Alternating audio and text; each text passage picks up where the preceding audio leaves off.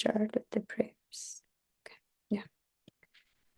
Om Ajnanaatimirandasya Gnananjana Shalakaya Chakshurun Militam Yena Tasmai Shri Gurave Namaha. Shri Chaitanya Manobhishtam Sthapitam Yena Bhutale Swayam Rupa Kadamayam Dadati Swapadantikam Vandeham Shri Guru Shri Yuta Padakamalam Shri Gurun Vaishnavamscha Shri Rupam Sagrajatam Sahagana Raghunathanvitam Tam Sajivam Sadvaitam Savadhutam Parijana Sahitam Shri Krishna Chaitanya Devam Shri Radha Krishna Padan Sahagana Lalita Shri Vishakhanvitamscha He Krishna Karuna Sindho Deenabandho Jagatpate Gopesha Gopika Kanta Radha Kanta Namostate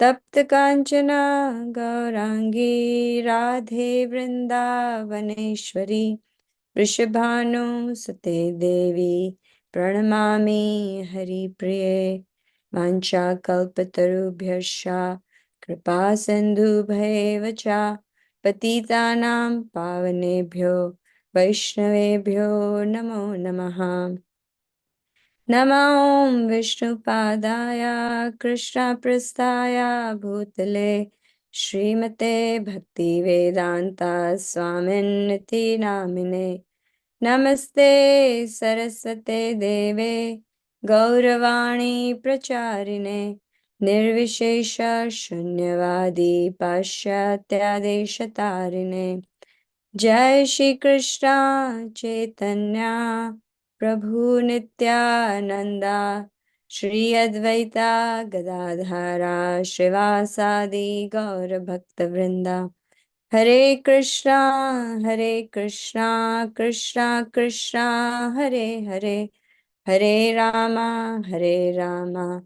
Ram Rama Hare Hare नारायणं नमस्कृत्य नरं चैव नरोत्तमं देवीं सरस्वतीं व्यासं ततो जयमुदीरयेत् शुश्रूषोषसधानस्य वासुदेवा कथारुचि शान्महत्सेवया विप्रा पुण्यतीर्थानुसेवनात् शृण्वतां स्वकथा कृष्णा पुण्यश्रवणकीर्तना हृदयन्तस्थो हि अभद्राणि विदुनोति सुहत्सताम् नष्टप्रायेषु अभद्रेषु नित्यं भागवत सेवया भगवते उत्तमाश्लोके भक्तिर्भवति नैष्ठिकी तदा रजस्तमो भावा कामलोभादयश्च चेत एतैर्नावृतं स्थितं सत्त्वे प्रसीदति एवं प्रसन्न मनसो भगवत भक्ति योगतः भगवत तत्व विज्ञानां मुक्त संगश्च जायते भिद्यते हृदयाग्रन्थिश्छिद्यन्ते सर्व संशया क्षीयन्ते च कर्माणि दृष्ट एवात्मनीश्वरे ओम नमो भगवते वासुदेवाय ओम नमो भगवते वासुदेवाय ओम नमो भगवते वासुदेवाय I would also like to recite these nice Srimad Bhagavatam prayers by Srila Sanatana Goswami to the Bhagavatam. So yeah. सर्वशास्त्रादिपीयूषा सर्ववेदैकसत्फला सर्वसिद्धान्तरत्नात्या सर्वलोकैकदृक्प्रदा सर्वभागवता प्राणा श्रीमद्भागवता प्रभो कलित्वन्तोदितादित्या श्रीकृष्णा परिवर्तिता परमानंद पाठाय प्रेमवर्षक्षरायते सर्वदा सर्वसेव्याय Shri Krishnaya Namostate Madek Bandhu Matsangin Madguru Manmahadana Manishtarak Madbhagya Madananda Namostate Asadu Sadhu Tadayan Ati Nicho Chatakara Hanamuncha Kadachan Mam Premarit Kantayos Pradha. So so today we're reading from Srimad Bhagavatam, Canto 3, Chapter 14, Text 49. So let me share my screen.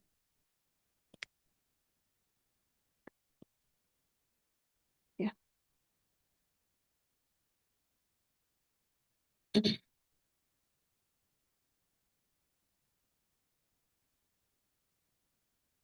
Alam Patashila Dharo Gunakaro Rishta Pararadhya Vyatahita Dukhe Teshu Abhuta Shatrur Jagata Shokaharta Nidahikam Tapam Evo Durajaha. Synonyms: Alampataha, virtuous; Shila Dhara, qualified; Guna Akara, reservoir of all good qualities; Rishtha, jolly; Pararadhya, Pararadhya, by others' happiness; Vyatihita, distressed; Dukhe Deshu, in others' unhappiness; Abhuda Shatruhu, without enemies; Jagataha, of all the universe; Shokaharta, destroyer of lamentation; Neda Hikam, due to the summer sun; Tapam, distress; Eva, likened; Udurajaha, the moon. Translation and purport by His Divine Grace, A.C. Bhaktivedanta Swami, Srila Prabhupada Ki Jai. He will be a virtuously qualified reservoir of all good qualities. He will be jolly and happy in others' happiness, distressed in others' distress, and will have no enemies. He will be a destroyer of the lamentation of all the universes, like the pleasant moon after the summer sun. Purport: Prahlad Maharaj, the exemplary devotee of the Lord, had all the good qualities humanly possible. Although he was the emperor of this world, he was not profligate. Beginning from his childhood, he was the reservoir of all good qualities. Without enumerating those qualities, it is said here, summarily, that he was endowed with all good qualities. That is the sign of a pure devotee. The most important characteristic of a pure devotee is that he is not lampata or licentious.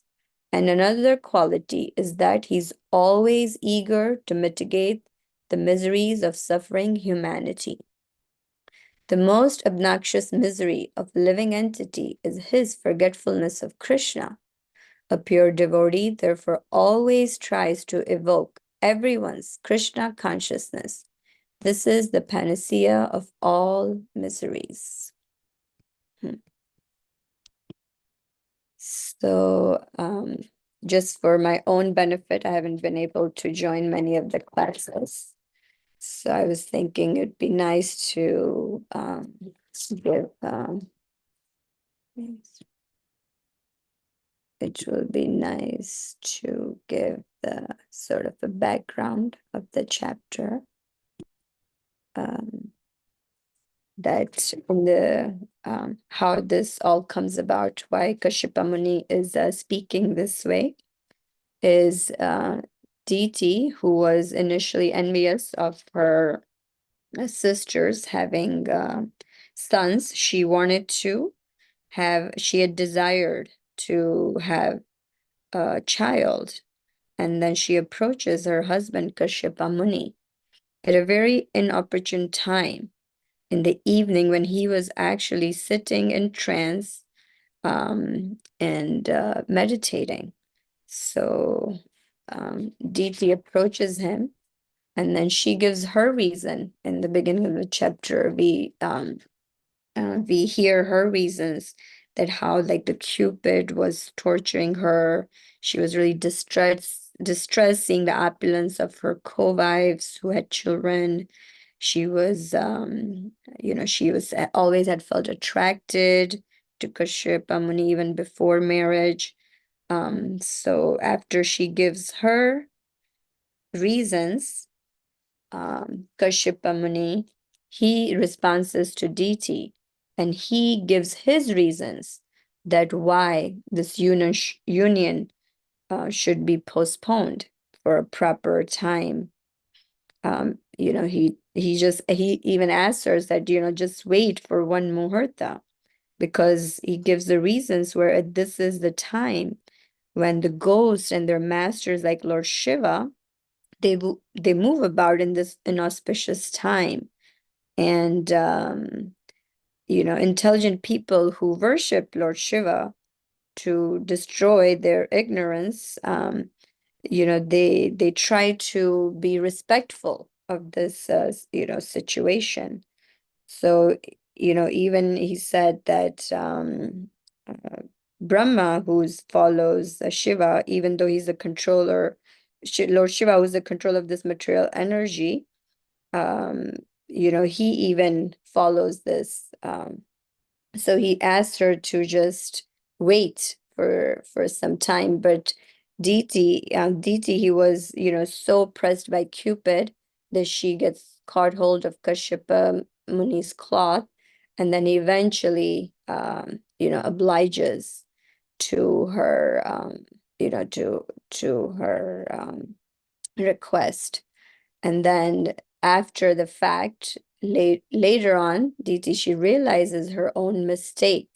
And then she becomes really repentful. And then she offers these, she requests to Kashyapa Muni to, and she prays to Lord Shiva to give protection to her embryo.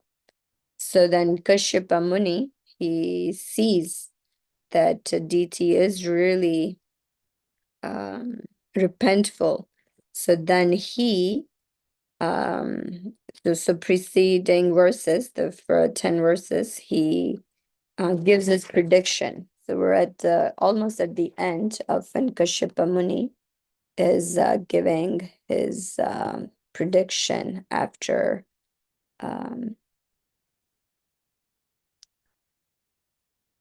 he sees Diti's repentance. So I just thought, since we do have time, I would like to read those preceding verses.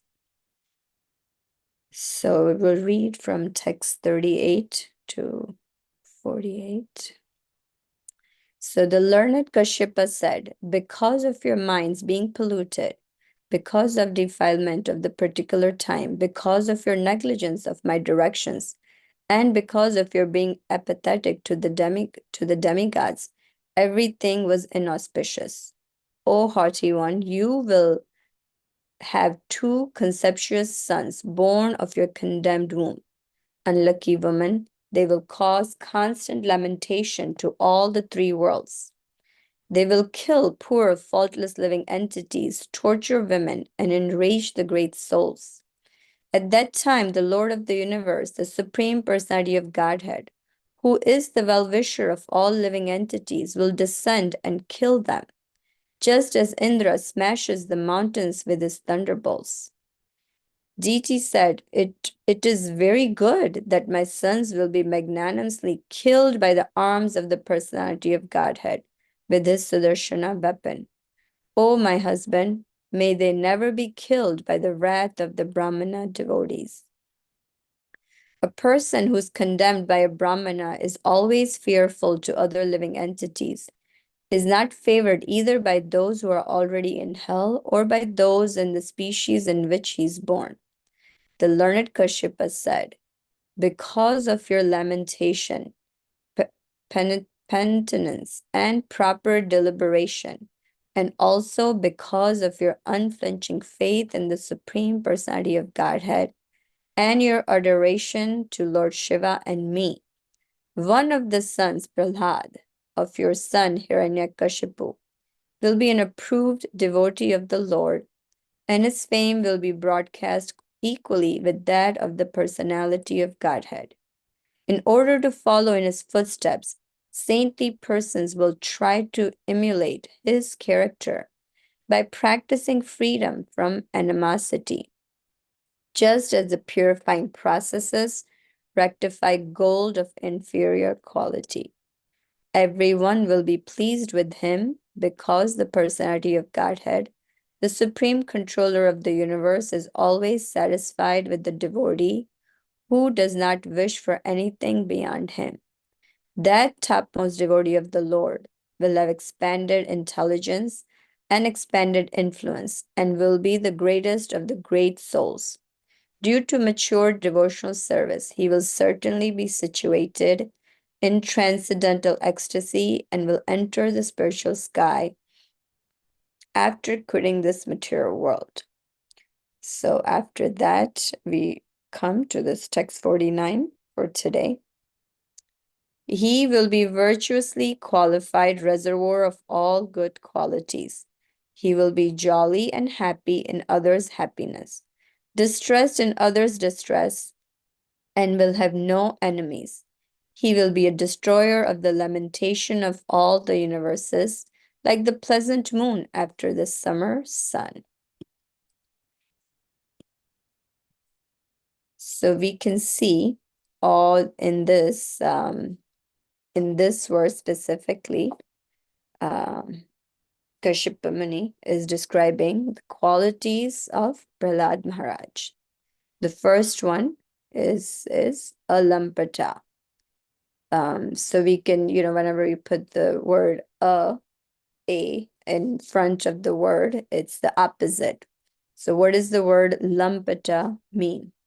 So lampata means like a debauchee or somebody who's not gentleman, somebody who doesn't, somebody who is not wishing well for others. So Prahlad Maharaj is a lampata. So he is quite just the opposite. He actually wishes well for everyone. Also, this word, because he has so many qualities, Prahlad Maharaj is, has the qualities almost like you can say, as a pure devotee, these unlimited qualities of compassion and mercy. So it's difficult to sometimes fully describe all the good qualities. So then this word is used to sum it all up is gunakaraha. He's the reservoir of all good qualities. Also, the next one is this paradiyaha. So which means that if someone is happy, he's happy. And just the opposite, if somebody's distressed, this vyatihitaha. So and dukkhe hiteshu. So if somebody he feels distressed when others are unhappy or the others are distressed, which is the most important quality of a Vaishnava, that paradukkhe dukkhi that we hear, that Vaishnava is unhappy by seeing other people's unhappiness. Further, his quality of this Abhuda Shatruhu is described that he was without enemies. His own father, right? His own father, Hiranyakashipu, considered him to be his enemy. But Prahlad Maharaj, despite of being put into so many situations where Hiranyakashipu wanted to kill him, he did not consider his father to be his enemy. and we can see that towards after Prahlad Maharaj after Narasimha Dev had appeared, killed Hiranyakashipu, Prahlad Maharaj offers these beautiful prayers to Lord Narasimha Dev, and then Narasimha Dev gets pacified, and he asks Prahlad Maharaj to for a he wanted to give him benediction, so he asks him to ask for a benediction. And Prahlad Maharaj, we'll come to this later, like what benedictions he does, what he says. But one thing he tells about his father, that he wanted Lord Narasimha Dev to forgive him, and also just 1 second, yeah. And he wanted him to be merciful to his father and give him, excuse him for all the wrongdoings that he had done. So I'm just going to read part of what Prahlad Maharaj has said. So he tells him that, "O Supreme Lord, because you're so merciful to the fallen souls, I ask you for only one benediction. I know that my father at the time of his death had already been purified by your glance upon him. But because of his ignorance to your beautiful power and supremacy, he was unnecessarily angry at you, falsely thinking that you were the killer of his brother. Thus he directly blasphemed your lordship, the spiritual master of all living beings, and committed heavily sinful activities directed against me, your devotee. I wish that he be excused for these sinful activities." So, he only asks one benediction, right? He said, "I only ask you for only one benediction." And what is that?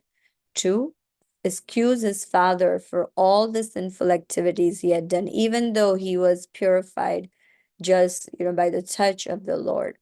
But that is, we can see that how he was without, he didn't consider anybody his enemy. And this next word, Jagata Shoka Harta. And he was the reliever of lamentation of all universes. So, so much suffering, we see there is so much suffering happens in the world. But what is this lamentation that people are constantly feeling, which in our scriptures is described as this shoka and moha. And this shoka and moha, it's due to the attachment for the sense objects, for the material things. And we can see when people get something, then they become happy.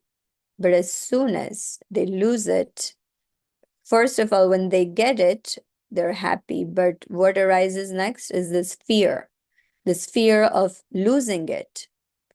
And in due course of time, as we know, we live in this temporary material world.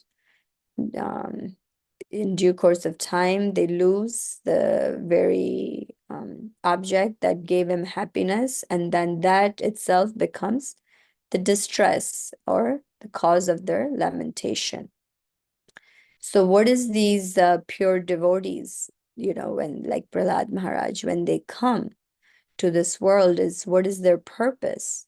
Their purpose is to help others to come out of this lamentation. They're trying to relieve the living entities of this lamentation. And how are they doing it? It's by giving them or helping them or us realize that by being Krishna consciousness, by connecting to our Supreme Lord Krishna, that is the only way to give up this lamentation. Furthermore, in the purport, Prabhupada emphasizes this all the good qualities that was humanly possible were present in Prahlad Maharaj. So even whether he even though whether he was born in demoniac family, from the beginning of his life, he was 100% devoted to the Lord. And later, when he became the emperor of the world, he still did not give up his service to the Lord. And then I would like to here just point out of his benediction, and then we can see how how his mood was this constant service to the Lord, because when he was asked for this benediction, he, rightly, he said in essence that it's not a business dealing with, with myself and you, Lord. I'm your I'm your servant. Our relationship of this eternally master and servant. And so, I really like this section. And if I could just read a few verses from there. So yes,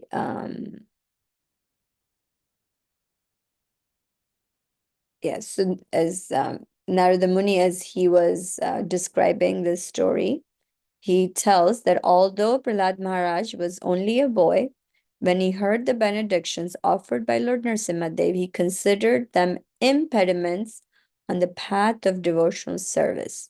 Thus he smiled very mildly and spoke as follows. So Prahlad Maharaj said, "My dear Lord, O Supreme Personality of Godhead, because I was born in an atheistic family, I'm naturally attached to material enjoyment. Therefore, kindly do not tempt me with these illusions. I'm very much afraid of material conditions, and I desire to be liberated from materialistic life. It is for this reason that I have taken shelter of your lotus feet, O my worshipable Lord, because the seed of lusty desires, which is the root cause of material existence, is within the core of everyone's heart. You have sent me to this material world to exhibit the symptoms of a pure devotee." So he's telling us that he's sent to be an example for us. He's one of the 12 Mahajans that we follow. So he has come here to show by his example how we need to um, lead our lives. Further, he says, "Otherwise, O my Lord, O Supreme Instructor of the entire world, you are so kind to your devotee that you could not induce him to do something unbeneficial for him. On the other hand, one who desires some material benefit in exchange for devotional service cannot be your pure devotee. Indeed, he's no better than a merchant who wants profit in exchange for service. A servant who desires material profits from his master is certainly not a qualified servant or pure devotee. Similarly, a master who bestows benedictions upon his servant because of a desire to maintain a prestigious position as master is also not a pure master. O my Lord, I am your unmotivated servant, and you are my eternal master. There is no need of her being anything other than master and servant. You're naturally my master, and I'm naturally your servant. We have no other relationship." So we can really see this Prahlad Maharaj's mood of how he was just pure devotee. Just he didn't consider himself anything other than the servant of the Lord. And then these qualities in him were present beginning from his childhood. And how he had received them? He had received them even before he was born in his mother's womb by none other than great devotee Narada Muni. And because of that, he had not only received and imbibed these qualities, but he was, from his childhood, we can see how he wanted to give that even to his classmates when he was just 5 years, I think 5 or 7 years old, when he was really young. So Prabhupada also in the purport mentions that because there's only few qualities are described here, as I earlier said, because they're unlimited, these qualities of the pure devotees. So here only the essence is told, which is described by this word gunakaraha. But at the end of the purport, Prabhupada points out there's like two very distinct qualities that are described. First one we briefly touched on is this word lampata. He's not licentious. So I was just thinking Prabhupada's Bhagavatam or any of his books are so nice because not only one gets to know the knowledge, but one also improves their vocabulary. Because I had to look up this word licentious. I really honestly didn't know what it meant. So in most of them, it kind of points out like somebody um, having it usually disregards or transgress the laws, and mostly was talking in terms of sexual kind of a behavior. But this in the Merriam-Webster dictionary, it describes some similar words, so then we can see what it really means. So some of the similar words for licentious means like somebody who's like corrupted, evil, immoral, sinful, debauchery, wicked, all of that. So that's what, so he is not any of that, right? Like somebody who is licentious, he is these are like the synonyms for it. So he is not licentious. He's not any of this. That's what this word lampita means. But the second one is what what really is what a pure devotee tries to do. And that is that they're eager to mitigate miseries of suffering humanity. Pure devotee, they can see that the greatest happiness of living entity is actually in performing devotional service. But because you're a living entity by nature, like its constitutional position is to be happy, is anandamaya abhyasat. But because being covered and being in this material world, they're constantly being bombarded. We're constantly being bombarded by these threefold miseries. So pure devotee is eager for everyone to reestablish the relationship with Krishna in devotional service. And they're eager to mitigate these miseries for the suffering humanities. And we can see they they put in great labor for us um, to understand this. And when I read this, I was really thinking of, our founder Acharya Srila Prabhupada, that, he also truly exemplified this quality, that how eager he was to help others. So just following on his instruction of his spiritual master, he prepared his whole life to come to the West. And, at age of, 70, when everybody's thinking of retiring, he was living in Vrindavan. He could have just stayed there. And, but no, he left. He took a lot of trouble to come in Jaladuta. He had 3 heart attacks. He had no one, no money. He came to America to wake up these, the humanity, to help them mitigate their misery. So Srila Prabhupada, all our great acharyas, we can really see that they have come. Also, we have so many examples in our shastras of such exalted devotees who are always wanting happiness for others. not only Prabhupada, but also our disciplic succession. I oftentimes wonder that where would I be without them? And then all the literatures, the instructions, everything they have left for us. If it wasn't there, where we all could possibly be. Just it's hard to just imagine. So not only these qualities are in these pure devotees, but also we are to try to develop these qualities ourselves. And they seem like a really tall order in terms of wanting to develop these qualities. They seem like a really lofty goal. So I was wondering, what is our hope? What is our hope in wanting to follow in the footsteps of Prahlad Maharaj?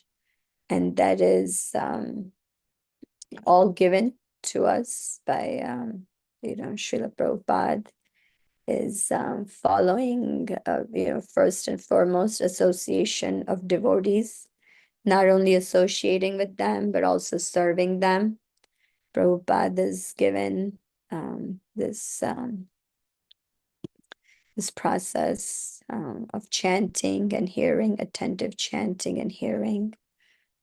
So if we sincerely follow on footsteps of these great devotees, we sure can achieve, success. So in summary, I feel like all, this is just like my personal sharing.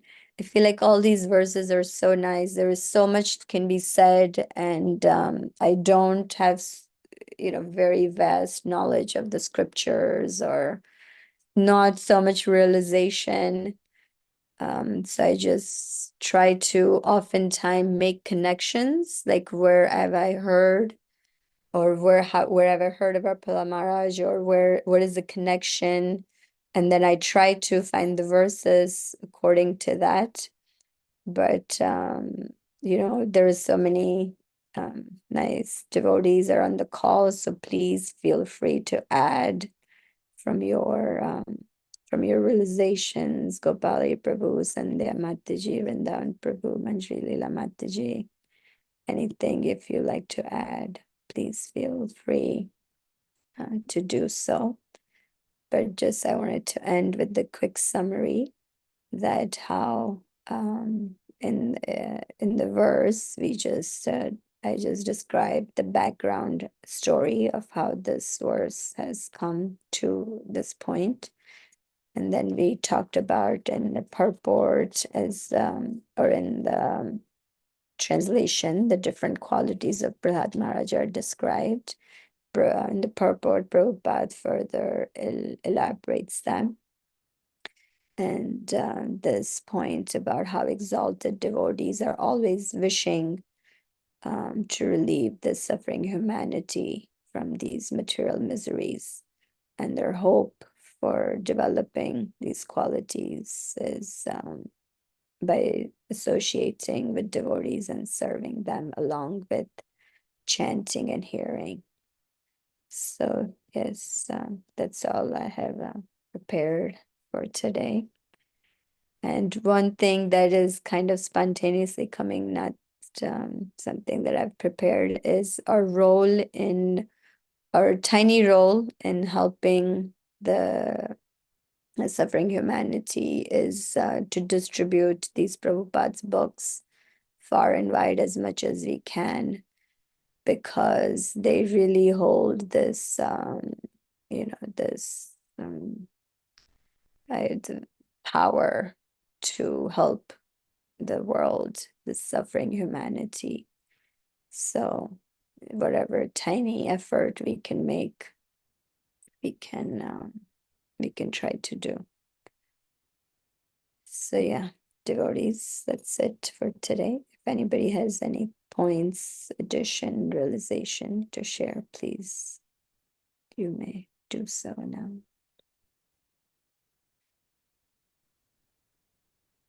Hare Krishna, Govinda Mohini Mathaji, please accept my humble obeisances. All glories to Srila Prabhupada, Guru Maharaj. It was so nice hearing your class. Somehow or other, I missed a long time your classes. It's so wonderful. You search out the meanings at such great depth. And the devotees' qualities. I mean, the pure master to servant relationship in this material world. It is always about the rewards, and on the spiritual plane. It's an amazing concept itself. In the material world, it's an amazing concept. The pure mass, without motivation, service. That's amazing. And book distribution, of course, you can, you are sitting on the top of distributors. So you have done so much service. Hare Krishna. All glories to you. Thank you so much. Hare Krishna. Thank you, Mathaji. You're always encouraging, and yeah, we're just making our tiny efforts for distributing Prabhupada's books. I always feel that that's how I was saved, by reading Prabhupada's Bhagavad Gita.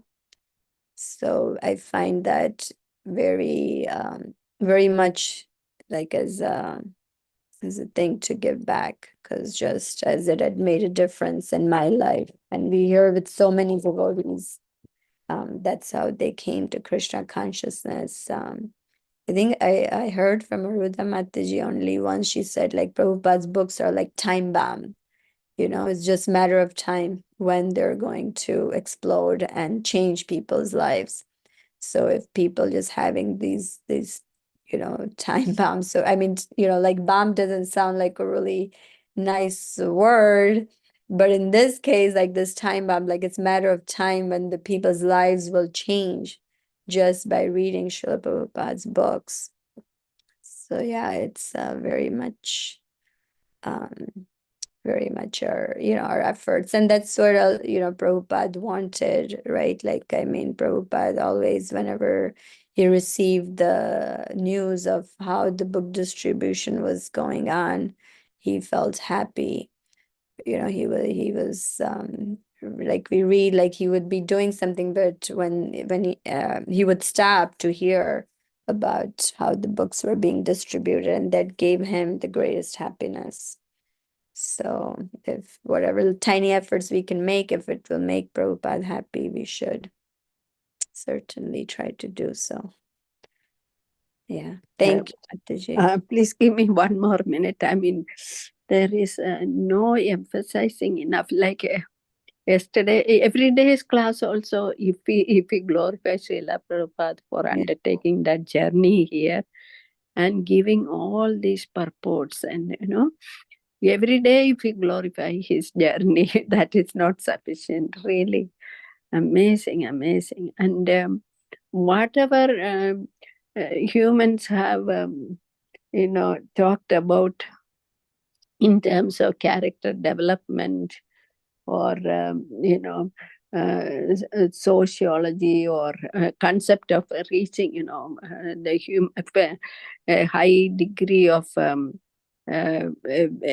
wishing well-being for others, well-being for the entire humanity. There is no measuring up to what is a devotee's concept.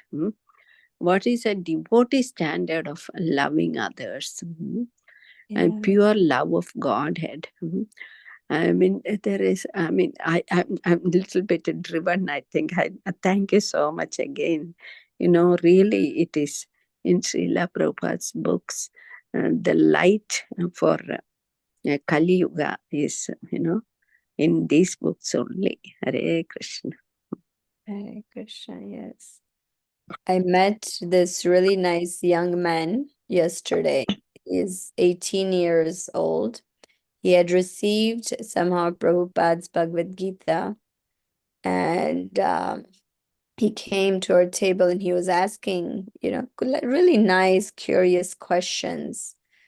And he said, I'm reading every day, little by little. I'm on chapter 10. And he was, using these words like normally you wouldn't hear in people's, normal conversation. But, he was using the word like impersonal and personalism. So he understood, like personalism, impersonalism. And I started talking to him further and I asked him. So he said, I want Vedas. He said, I'm looking for Vedas, right? Just by reading Prabhupada's book, he was like, he's searching already. You can see 18-year-old boy, student. So I showed him the Srimad Bhagavatam. I said, I just told him like the Vedas, the language that it was written, it was very coded. Like you cannot possibly understand. Most of them are lost. So you can't get the real Vedas, but we have the essence of it right here in Srimad Bhagavatam. And, I showed him some of the pictures and verses. And he saw it first, he just wanted the first canto because that's all we were talking about. And then um he and then we said, okay, it's a series, it's a whole series, and 18 books, but this is the essence. I said Vedas were so vast, so this is a condensed version of it. It's in English, you can take it. So he didn't, first he hesitated, he didn't take it. He was like, oh, I don't have money, I only have $10. I said, that's fine. You can give me $10. You can, you can have it. Like he was so eager to receive it, but he didn't take, he left. He left, and after almost towards the end, as we were packing, he came back. He said, I want these books. Because yeah, it was like amazing, you know. So yeah, people are really seeking, people are curious, people are wondering, and then, the Prabhupada's books is gonna be the answer to all their questions.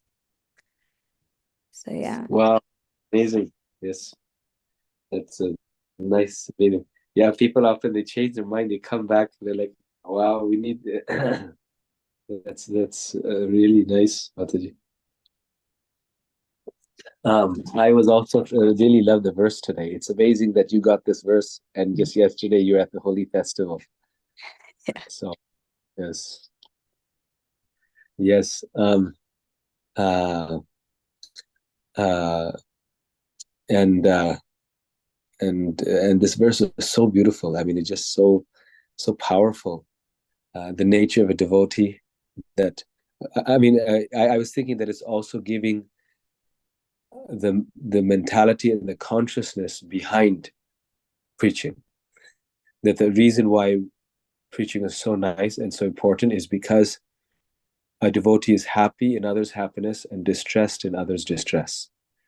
So it's not because we're preaching because we want, influence, power, control, or we want to be the biggest religious institution, or because the devotee is preaching genuinely because they want to see others happy, and by seeing their distress, they're feeling distressed, and that's the sole purpose of trying to do this. Or if we don't feel this way, then the great devotees are feeling this way, and that's why we are helping them in rectifying other people's distress. And then I just someone quoted here on a different WhatsApp group just today. I happened to see it. One quote from Srila Prabhupada, which is very different than another quote, and I'll tell you, like uh, um, this is a quote that Bhakti Anugrah Janardhan Swami shared. Prabhupada said to Sudama Prabhu on April 11th, 1971, it doesn't matter whether they are initiated or not. If they are coming in large number, that is a success of our mission. We are not after making initiated members, very many. But our concern is that people understand this philosophy in wider circles. Initiated members are for managing the temples and preaching work. But our program is to invite people to our feasts, let them hear our philosophy and dance and chant. That is the basic principle of our philosophy in preaching work. So such an amazing, passage for Srila Prabhupada, where he's saying it doesn't matter even if they're initiated. Like, he wasn't after making members and making disciples. He wanted that people understand this philosophy, people dance and chant and be happy. That's what he's writing in the center. That's my goal. That their life is improved. That they come closer to Krishna, and because of that, they become happy. And that's what book distribution is, like you're describing. Like, people are searching for this knowledge. They want to be happy, and that's why it's so glorious. Because when we give someone a book, 99 times out of 100, we never see them again, and they never may become a devotee in our present lifetime. They may never become an initiated devotee or come to the temple, but they are making spiritual progress. They're understanding the philosophy, and they're advancing, and it's selfless service. So it's so nice. That's this quote. In another place, Prabhupada says that we're not after numbers, we're after quality. And so Prabhupada's statements, like they are so subtle. So here he's saying, let people come in large numbers. And in another place he says, we're after quality, not after quantity. And so I was thinking how we need to that. And when I read that passage, I thought, okay, so the big numbers doesn't matter. But here Prabhupada said, no, we want them to come in large numbers. So it's both things. Their quality in their life should improve, and that's why we want the large numbers. But we're not interested in the quantity of our accomplishment. In some ways, he's saying, not that we want that we should look, have goals. We should try to increase our followers. That's what Prabhupada, I believe that the overall message is. Yeah. So, yeah, these are just some thoughts from after your wonderful class. It was such an inspiring class. Like Sandhya Mataji said, those passages that you brought up, Prahlad Maharaj asking Lord Nrsimha, just liberate my father, were so nice. The same, he's actually showing what it means to be a devotee. Thank you so much, Prabhu, for sharing that. Yeah, Prabhupada is Prabhupada, sometimes I think like you can really just sit and study like each of his statement, like one sentence. Yes.